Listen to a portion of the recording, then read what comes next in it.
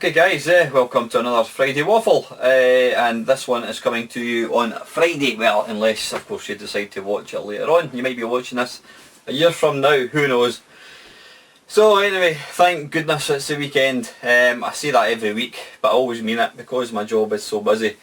Always do look forward to the weekend, but I've got a confession to make, and it's sad, it really is sad.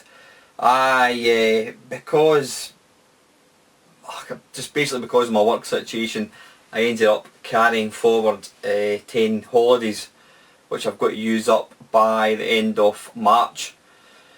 Now because I'm so busy, I have decided to not take a week at a time. I'm just going to take a day here, a day there. So what I've done is I've put in for, I think I'm off something like, 7 Fridays and 3 Mondays, something like that. Now today was one of my holidays and I spent it pretty much working the whole time. Now that's just absolutely plain stupid. But you know what, it's because of the job. It's one of these jobs where, yeah, you know, the work will be there for me in the morning. There's nobody does my work when I'm not doing it. So if I'm on holiday, all I'm really doing is not going to work. My work doesn't get done for me. And I had something which I had to do. I had to do it by the end of the week, and I was actually dragged away to something yesterday and I didn't get an opportunity to do the thing. So I tried to do that today and unfortunately I didn't even manage to get it finished. But it's you know, I told my wife, she said, what have you been up to today? Because obviously she was working and my daughter was at school, and I told her that I was working and she just thought I was an idiot. And you know what, she's probably right. I mean, you know, you don't get paid to be on holiday or anything like that at all, and you certainly don't get appreciated doing it. So I'm a bit of a numpty. I feel a bit cheated really, but it's my own fault. I was off today. I could have, I was actually, you know what, I was planning to get out a run this morning, and then I was going to watch a film and maybe play a video game or something. In fact, I was wanting to do this Friday Waffle earlier on today. It's now, I don't know what time it is, it's 5 o'clock at night on the Friday. I should have had this done ages ago. But because I'm a numpty, I ended up working. So yeah, don't do it. It's not big, it's not clever. Unless of course it's your own business, then you know any work that you put in is for yourself. But when you're paid by a corporation or a company to work, you're on holiday, don't do it. It's just plain stupid. So yeah, that's that off my chest. I've actually been feeling pretty shitty today. I woke up in the middle of the night last night, or this morning I should say, with a pounding headache. Now before you think I've been drinking, I certainly haven't. I don't know what caused it. It must have been about 4 o'clock in the morning. I woke up and my head was absolutely pounding. So my wife, she was up at 6 to go to work, and she gave me a couple of, I was going to say paracetamol, a couple of Nurofen, and I think I eventually got back to sleep, and then I was up at 8 o'clock. I mean, I take my daughter to school, and the rest of today, I mean, I don't feel too bad now. I was just feeling completely shit, really shit. Pounding headache, actually feeling quite nauseous. Now I'm not generally an ill person, you know, I don't really get unwell, fortunately. But yeah, it just felt really crap today. So I think because I was feeling so crap, I didn't actually mind sitting at the computer doing a bit of work, but that's still no excuse at all. What have I been doing gaming wise? Still been using the VR. Now, as expected, I'm not using the VR as much as I did when I first got it. It's like anything you buy, whether it's, I don't know, a new bike, whether it's a new like a new console, a new computer, you'll always go daft initially. You know, it's a bit of a, what do you call it? Not a gimmick, what the hell is it? It's a novelty at first, and you'll use it all the time. And after a wee while, you kind of stop, you know, doing that. And I'm the same in the VR thing. I mean, I still stand by. It's the best 80 quid that I've ever spent. It's still a fantastic thing. It's not something that's going to be used daily. You know, I'm not going to use it daily. I knew that when I got it. Still love it to bits, but I've not been using it as much. This week I've just not really had a chance. I mean, yesterday I went to see, what did I go to see? Creed, the new, I was going to say new Rocky film. Well, it's It's kind of a sequel to Rocky Balboa. I'm not going to give you any spoilers, but I'm a massive, I like Sylvester Stallone and I'm a massive Rocky fan. I mean, I grew up with the Rocky films, you know, and he's a fantastic character, he really is, and I've got to say that Creed, I felt, was probably, it was a return to form. I mean, there's been a few Rocky films that have been a bit rocky, pun intended. This one felt like one of the originals. It felt like the kind of original Rocky, Rocky 2 again. Brilliant film. If you like Rocky films, you'll absolutely love Creed. Sly Stallone plays a brilliant character. He really, you know, he's nailed the character. It's quite sad as well. It's got its sad moments, but I'm not going to give you any more other than it's a fantastic film. If you do like Rocky, go and see it. Or if you're looking for a film to go to the pictures to see, go and check it out. I really, really enjoyed it. But gaming wise, so I have been using my VR thing a wee bit. Ava and I, what were we playing? We were playing, yeah, we always return to Bomberman on the SNES. In fact, this is mental. I was trying to play Bomberman 3, I think it is, on the SNES.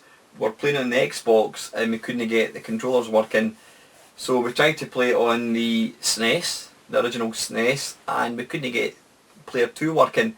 So we ended up putting it on the MAME cab and playing it on that, and it was working fine. So yeah, using it under emulation seemed to work even better than the real hardware. So I don't know what I was doing wrong, no idea. Maybe one of my game pads isn't working properly, don't know, but that's that. Okay, right, excuse me. I've only really got two things to talk about. I mean, I've got a couple of questions, and I've actually got a VR I want to do, which has got a few questions on it. I'm calling this, how do you define what items are classed as retro? Right, I'm going to give you a bit of a story. I am, in fact I don't even mind admitting, I'm part of a Facebook page, and it basically sells retro. I'm not going to tell you the name of it, you can probably put two and two together. It's a Facebook page which sells retro stuff, mainly retro games and that kind of stuff. Now, I've been a member of that since day one. It was set up over 2 years ago, I think it was, and I joined it right at the very, very beginning. In fact, the guy, it was kind of started with two people, and one of the guys sent me an invite, or I think you can automatically get added to this group. So I was automatically added from day one, and very quickly it started to grow in popularity. And when things grow in popularity, obviously more people come along, and you know, you do start to require moderation. Somebody who's going to, excuse me, read the page, make sure everything's kind of working as it should. And what they did was they brought out like a list of rules, basically stuff which you can sell and stuff that you can't sell. But you know, joining it from the very beginning, I had joined it before there were any rules and regulations, so you know, I've never ever thought to kind of go and look at it. But cut a long story short, I decided, as I've mentioned before, I'm going to start selling bits and pieces. So I've got a Nintendo DS Lite, which I put up for sale, and one of my mates happened to see the advert on this Facebook page, and he sent me a message. He says, "Oh, has it got the box? Blah blah blah." And I said, "It doesn't have the box." Whoops, it doesn't have the box. And he said, "Is it white?" And I says, "No, it's pink." And he says, "Oh, it looks white in the picture." So I went to the Facebook page, had a look for my advert, couldn't find it. I'm like, where the bloody hell is it? And I'm thinking, well, wait a minute, it was there because, you know, the fact that my mate saw it, it must have been there. And the thing is, I put up something else for sale at the same time, and that was there, but the DS wasn't for sale. So then I put a post saying, I noticed this advert's disappeared. Has it been deleted? And one guy came back and says, yeah, you're not allowed to sell DS's on the page. So then I then replied to that saying, right, fair enough, I understand that, but it would have been nice if an admin had sort of said, rather than just deleting it without telling you, if they had even, you know, linked me in the thing saying, you need to remove this, you can't do it, or even drop me a message, something like that. But they didn't, they just went ahead, deleted the advert without basically telling me. So then people started to wade in with their own opinions. Oh, you should have been checking the rules, da da da da da da da. And then it started getting bloody stupid, it started getting absolutely ridiculous. And I said, well, yeah, you say you're not allowed to sell the DS. Well, there's been a lot of DSs have come out. I mean, the first DS came out, I don't know, 2001, 2002. So you had the DS Fat, which was like the original one. Then the DS Lite. Then was the DSi. Then was the DSi Extra Large, I think. And then you got the 3DS, and now you've got the 3DS XL. Then you've got the 3DS XL, the new version. Then you've got the Nintendo well, it's not the 3DS, it's the 2D it's called as well. So my point was, the thing that I was selling has been superseded. It was the second model to come out. It's been superseded a million times, but because they had said no DS. Now some people were kind of backing me up. They're saying, well, wait a minute, you're not allowing an 11-year-old model, console to be sold, yet you're allowing stuff like the Xbox. Now their argument, the moderators' arguments were that you can still buy DS software. Now I don't think that's true. I don't think you can. I mean, what my argument was, the DS Lite, as far as I'm concerned, is no longer commercially available. Yeah, you do get shops like games selling second-hand ones. You can buy second-hand stuff, but then if you're going to apply that logic, then you can get a Mega Drive and a Spectrum and a ZX81 second-hand. So let's ban them as well.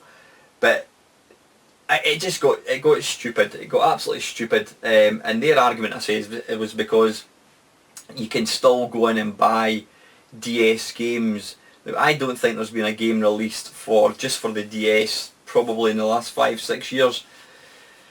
But you know what? I was on a hiding to nothing. And what I think what annoyed me was, I mean, I've been on the site for 2 years. I've sold a lot of stuff. I've bought a lot of stuff. They have this thing called the trusted seller. If somebody buys something from you and they get a good experience, then they give you a thumbs up. And I'm one of the trusted sellers and buyers as well. And what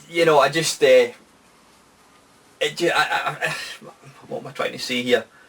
It just kind of pissed me off. I mean, there was people wading in saying, read the rules, nah, nah, nah, nah, nah, nah. And then there was one guy, he was actually starting to get personal. I mean, I noticed somebody had actually replied to a post he made saying, look, cut the swearing out, there's no need for that, that's getting personal, whatever it was, and I hadn't seen that at that point. But the guy was just like, just because you've been here a long time, you think you can just break the rules, blah blah blah blah. And you know what? I felt like I'd bloody been trying to sell a PlayStation 4, not a freaking 10-year-old console, which you cannot get games for anymore. Yeah, you can buy second-hand games. I mean, it even got to the ridiculous point where there was somebody who posted saying that they're a manager of a game shop, and they were saying that they do sell DSs but they're not brand new. So that's my case in point. But and a couple of guys, one guy made a good point. He says the DS has got as much in common with the 3DS as a PlayStation has got in common with the PS4. It's a natural evolution. I think possibly because they've called it the DS, then they're lumping all the DSs together as being you can't sell them, and I just think I don't know, it got bloody ridiculous. And the crazy thing was, I wasn't arguing with anybody. My point was, I just said it would be nice to be told, it'd be nice to have been told that they're going to delete it, instead of just going in, bang, deleting it. I do understand that, moderators or admins, call them what you want, they have got a bit of a thankless task. I mean, they're there to try and control what goes on in forums, and you're always going to get arses and that kind of stuff. So I mean, they've got to be quite you know, no bullshit, but I'm a reasonable person, and I just kinda, I did feel a bit, you know, I was, I was kinda at the point where I felt like saying, look, stick your thing up your arse, I'm off, you know, and I thought, well, I'm not going to do that, because it's a good, I really enjoy it, it's a great place to buy and sell stuff. You're not pissing about with the sort of eBay fees and that kind of stuff. But yeah, what, I mean, I'm not going to go into the old, what is retro. I mean, to my mind, I would say retro is anything that is not current. So PlayStation 4, Xbox, Wii U is not retro. Anything before that, I would say technically you could class as retro, but I just think to class an 11-year-old console or handheld, call it whatever you want, as not being retro, I just think is, don't know. Aye, so yeah, I kind of got a bit pissed off with the whole thing. Like I said, I do realise that, you know, moderators do have to control what goes on in sites, but I wouldn't expect preferential treatment, but I would expect to be given a bit more leniency if you've been on a site for a long time. And the funny thing is, I do know, I don't know them personally, but some of the moderators are actually, you know, on my Facebook, and I've bought stuff off them. I think they've bought stuff off of me as well. So I was just a wee bit pissed off with that. But anyway, the other part of that was, what really annoyed me was there was a few people, I mean, it got ridiculous. Everybody was jumping in and arguing with each other, and then, you know, we thought, right, let's forget about it, let's move on. And well, we're having a bit of a laugh. I was making a few kind of jokey posts, and then we just left it at that. And then the next morning I get up, and there's two guys basically just posting, you should have read the rules, you know, instead of throwing a hissy fit, throwing your dummy out the pram. And I felt like just saying, like, fuck you, you know what I mean? It's like, why do people like that jump in? They're not serving any purpose, you know, adding fuel in the fire. They're doing absolutely nothing at all. It doesn't bring anything to the table. We've moved on, and then somebody just comes and posts that. And I'm one of these people that I can't just sit back and let somebody have a go at me. I will always fight my corner. So I started to reply saying, look, what part of, you know, he was kind of saying, oh, you said this and you said that, and I thought, that's absolute bullshit. You know, at no point did I see some of the things that he said I was saying. And I started to reply saying, you know, before you start making stupid comments, read what I actually said, you know, you twat. So I was about to post that, and I thought to myself, no, wait a minute, Alan, you know what, it's one of these situations where it doesn't matter. You could scream white and they'll scream black, you know. You're never, ever, ever, ever going to get them to agree with you. I mean, what I'm hoping for is somebody to have a bit of common sense and then think, oh, wait a minute, now if you put it like that, yeah, I totally get what you're saying, yep, you're right. But it doesn't matter, because there's always going to be people online, and it's the same with, you'll get them on YouTube as well, and any internet forum, chat room, whatever it is you want, website type thing. You're always going to get people who they'll never ever agree with you, and you know, I think they take great delight in just causing arguments. So I did the best thing I could possibly do, and I went up to my original post and just deleted it. Which didn't only delete my comments, it took down there was about 100 comments all in, it took down the whole lot. And I thought, that's, if you don't give these internet trolls a platform to moan on, then they just go away. Well, that's the plan. But the funny thing was, I noticed somebody was trying to sell toys, Star Wars figures. Now it quite clearly states in the T's and C's that you're not allowed to sell toys. So I just made a wee post that says, by the way mate, you might want to consider taking these down before it gets taken down. I says, because apparently you're not allowed toys. And then the wee troll guy that was kind of jumping all over me, I noticed he made a comment about saying, yeah, you shouldn't have these up for sale, they're overpriced, you know, they're broken, blah blah blah. And I thought, this guy's just an arsehole. So yeah, I just took down the post and basically removed. It's like pulling the blanket from under them. I didn't give the guy any platform to continue his trolling on. So I do know that. I mean, I've never had. That's probably the first real time I've had people really piss me off on an online forum. Yeah, I'm not a big fan of the old down thumbers or down thumbers in YouTube, but I've never had any. So far, I've never had any arseholes making comments on my videos. I'm sure that'll happen. I know Steve Benway and a lot of guys have had problems with him in the past. Obviously, the more popular they become, the more common it's going to get. So anyway, right, that is enough of my whinging. I've got a couple of questions here. The first one is from a chap, Martroid. Thanks for your question. For the Friday Waffle, Alan, your top 3 shooters on the C64. Please feel free to go into as much or as little detail as you wish, as you've no doubt been asked similar questions before. I'm sure I could reel off dozens, but for me it would have to be Attack of the Mutant Camels, Encounter and maybe Guardian. Oh, bloody hell. 3 top shooters. Well, right away you've already named one of them. And that is Attack of the Mutant Camels. I did do a Why I Love video earlier this week. It's just it's quite a simplistic game. It doesn't look very good. It sounds fantastic. The scrolling's shit, but the sound really is a big part of it.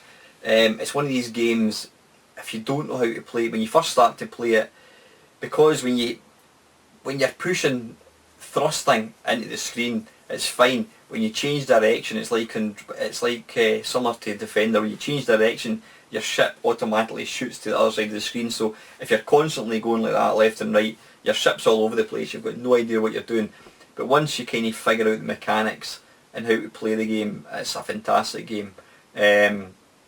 Really good. I mean, it's a complete zonal game for me. I might have a proper game of that later on tonight if I can. Yeah, as I said, it's what I think is quite funny is somebody actually commented saying that they felt that Attack of the Mutant Camels was one of the worst games ever, and possibly it's because he doesn't know how to play it properly. I mean, I know I've probably ran down a lot of games saying it's crap, but if you don't know how to play a game properly, then you're not going to enjoy it. But I absolutely love Attack of the Mutant Camels. I'm not going to try and put them into order of what my favourite one is, but that is definitely one of them in the top 3. The other 2, I'm just trying to think. I mean, let me think. Uridium is an astonishing looking game. It really is. It's a fantastic looking game. Technically probably the best, or yeah, it's probably technically the best C64 game for graphics, for scrolling, for speed. Fantastic game. It's not one of my favourite shoot 'em up games. I don't play it very often. It's a stunning looking game, but it's not going to be in my top 3. I would say, God, you've really got me going here. Thinking.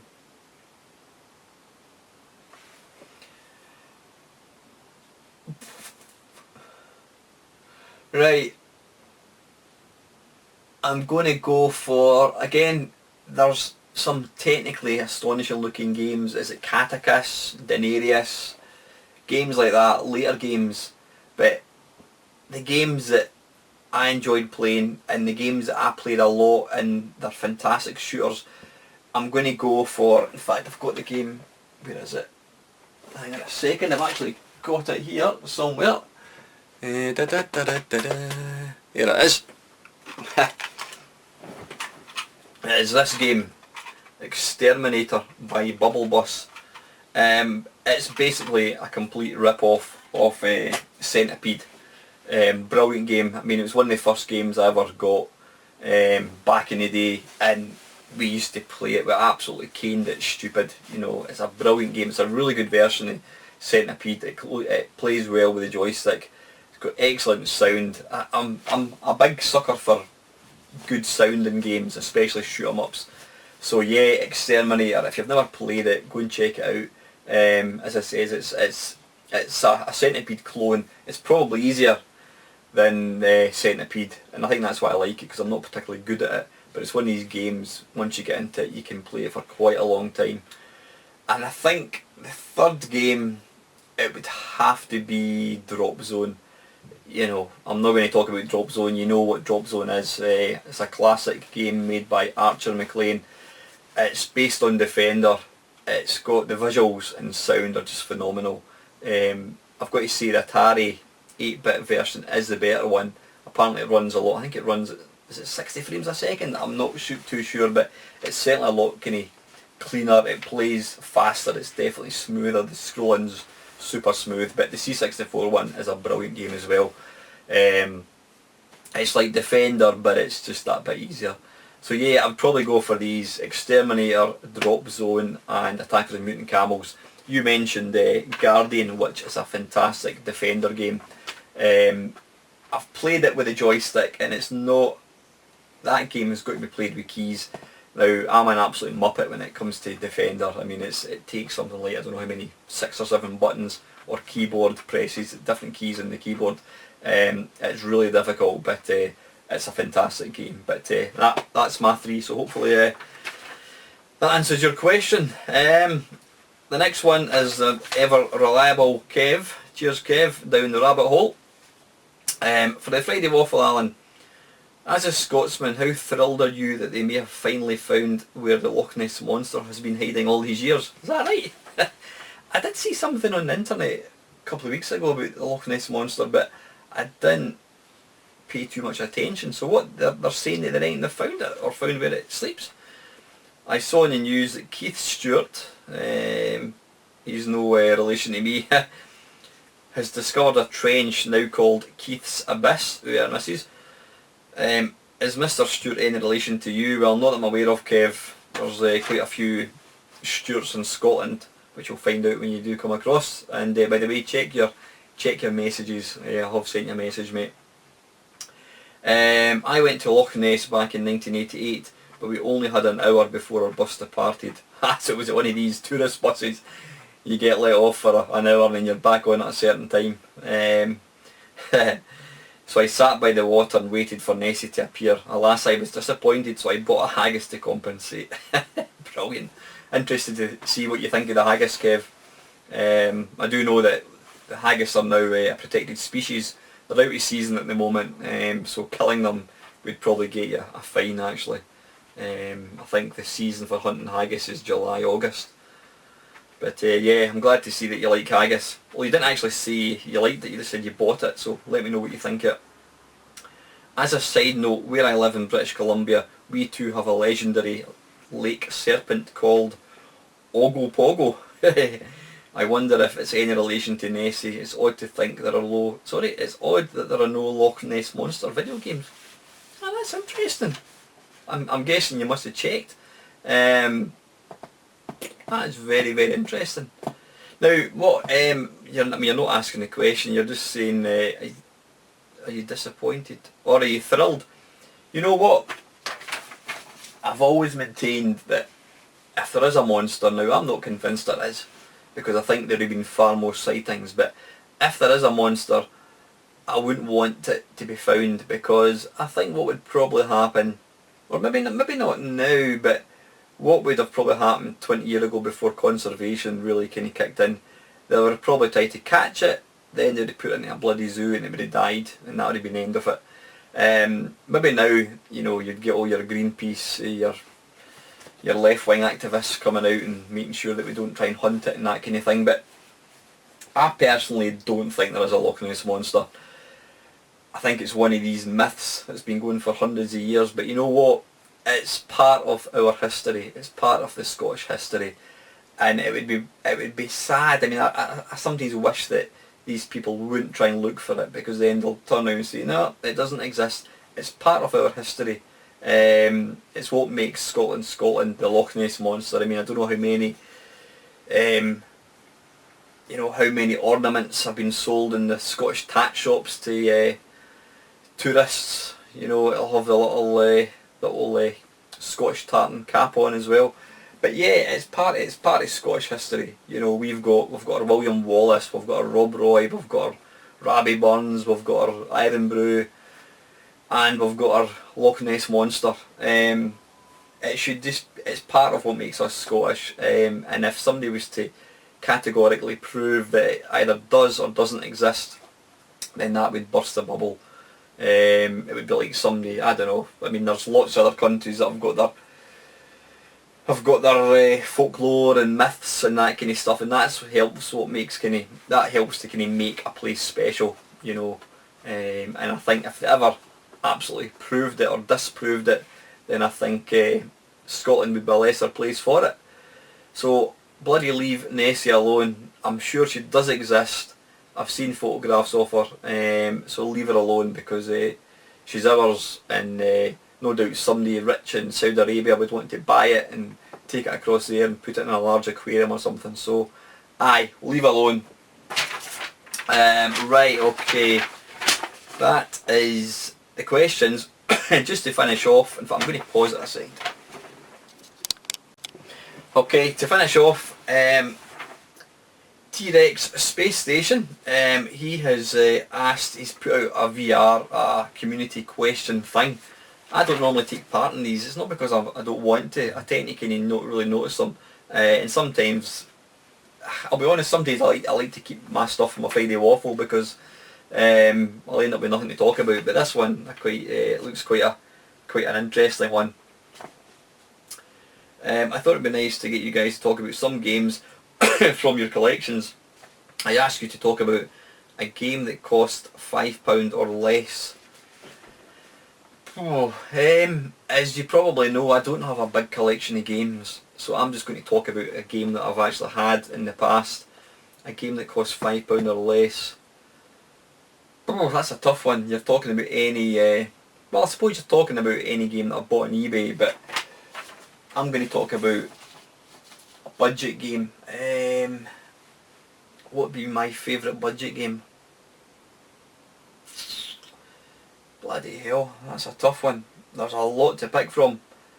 Favourite game that cost me less than £5. I mean, there's games.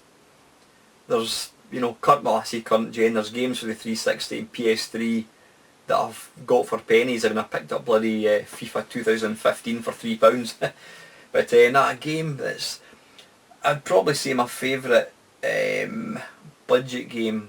You know what, if you asked me tomorrow I'd probably change my mind, but one of my most played budget games would have to be Kickstart by Mastertronic. Utterly fantastic game.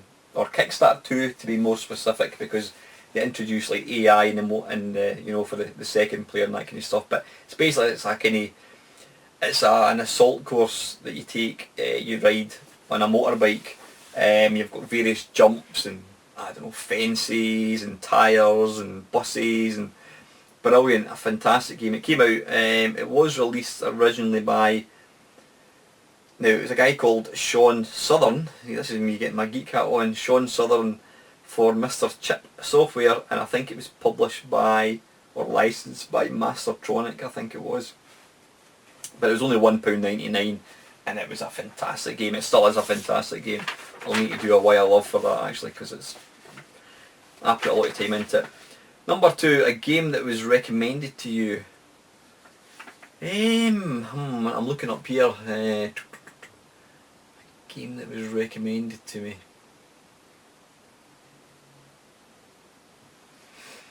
I'm looking at Vector Pilot on the Vectrex. Utterly fantastic game. That was recommended to me. I think Vectrex Rolly, he didn't so much recommend it, but I watched his video of it and it looked astonishing.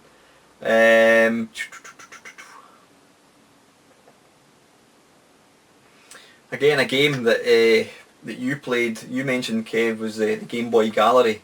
But that's an interesting thing, yeah, Game Boy Gallery. Kev's done a video of that. Game Boy Gallery is basically, it's a game that's out for the Game Boy Advance, and it features, I don't know if it's all of them, most of the old classic Game & Watch games that came out by Nintendo.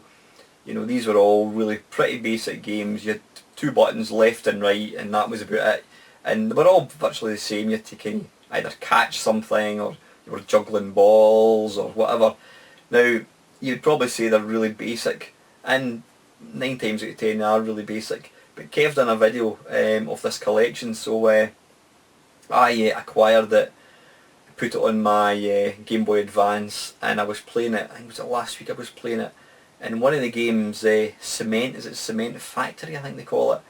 You've basically got to, I'm not going to bore you with the details, but you've basically got to flip between 3 cement things on sort of left and 3 in the right. You're basically jumping between them, making sure that the cement doesn't overflow. And I played that for about an hour. You know, it's a simple game, and it's really addictive. So yeah, I've been playing that quite a lot, so that was one that Kev recommended, but I can't think of any specific game that I've got so many, so I can't really think of any specific one that I have bought based on a recommendation. I'm going to go for Vector Pilot. That was Vectrex really did a review of that, and I thought that looks astonishing, so I bought that. So yep, a game that is challenging. Bloody hell, where did I begin? Challenging, Christ, that's a man in my years. I would say it's virtually every game that I've got. Yeah, I couldn't even begin to pick one game. You know, any arcade game, Berserk, Robotron, Defender, any game, all these games are challenging. So I'm going to pass on that one because there's just simply too many games. I would say any arcade game is going to be challenging. There's just far too many, I'm afraid, to try and narrow that down. A game you wish you'd played more. Oh, bloody hell. I'm very, very guilty of buying a game, especially for the next gen, and or the current gen I should say, and then not playing it. I mean, I've got tons of games I've done that with. One game that I wish I had probably put more time into it is Grand Theft Auto 5.